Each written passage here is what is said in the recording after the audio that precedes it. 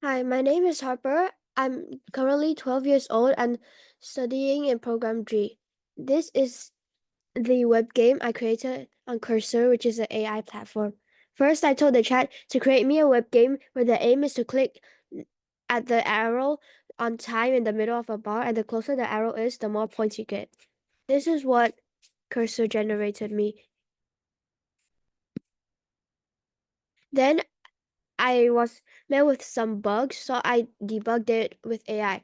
So I told it it's supposed to be the green arrow that moves, not the blue one, because the middle cursor was moving instead of the cursor that was supposed to move.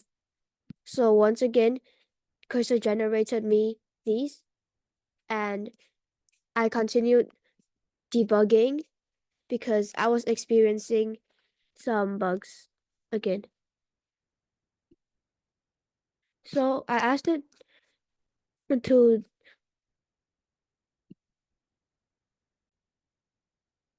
I then created a leaderboard and made it look good. And I also, because I had time, I added a mouse trail, which is a trail where it will follow the mouse for the entire time to make it look better. So this is what it looks like. First, I have to delete this terminal, open a new one, and write npm run dev. This will open a browser, which I will press B because it says here. And this is how it looks like. So first I gotta pick a mouse trail, make stars. Do you want to play a game? I said, okay. You begin, the timer will begin, and the game will start.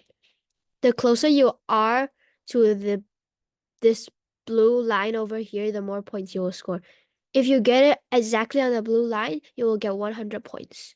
So this is I got first place here, and so I'll enter my name. I'm just gonna write something random like name, and it will say it here.